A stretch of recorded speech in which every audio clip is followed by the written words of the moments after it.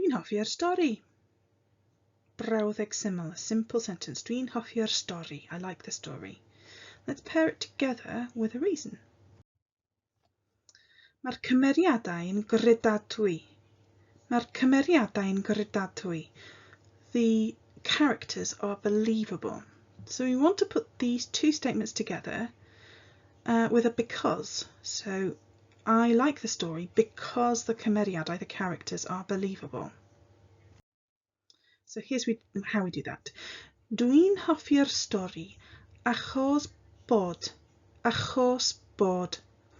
Dwi'n hoffi'r stori achos bod y cymeriadau yn gredadwy.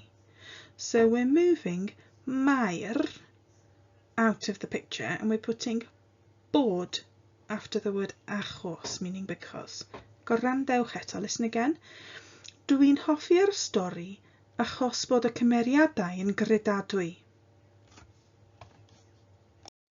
I like the story because the characters are believable. Let's try another one. So again, we're putting two sentences together. The first one, mae hi'n hoffi'r nofel. She likes the novel. It can stand by itself. And the next one is mae'r digwyddiadau yn gyffrous. The events are exciting. But the second sentence, we want to connect it. And so we're going to get rid of mae and put a version of bod there. Mae hi'n hoffi'r nofel am fod y digwyddiadau yn gyffrous. She likes the novel because the events are exciting.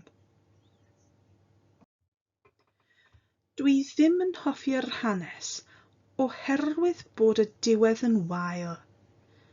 Dwi ddim yn hoffi'r hanes oherwydd bod y diwedd yn wael. So we've got some variations here, different ways that you can say because or although. I don't like the tale because the end is rubbish. Let's try another one. Mae e'n hoffi'r ffilm gan fod y stori yn annisgwyl. Mae e'n hoffi'r ffilm gan fod y stori yn annisgwyl.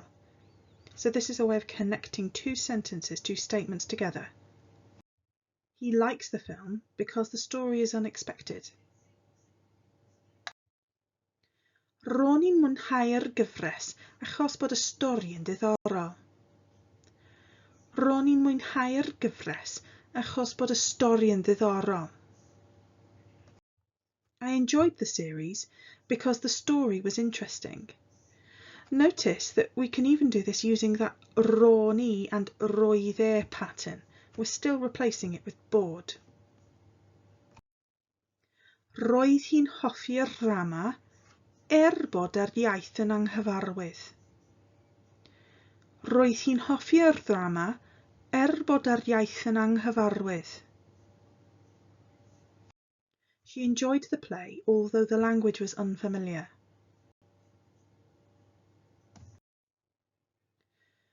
Dwi'n hoffi'r lleoliad am ei fod e ddim yn rhy gyffredin. So we're straying into some, again, slightly more complex territory because we're using some pronouns here. Am e fod e. And we're using the negative, ddim yn rhy gyffredin. This will be something that you can have a bit of an explore of and have a bit of a try out and see how you get on. But gwrandewch eto, listen again. Dwi'n hoffi'r lleoliad am ei fod e ddim yn rhy gyffredin. I like the setting because it isn't too common. Doedd e ddim yn hoffi'r stori am ei bod hi'n fur.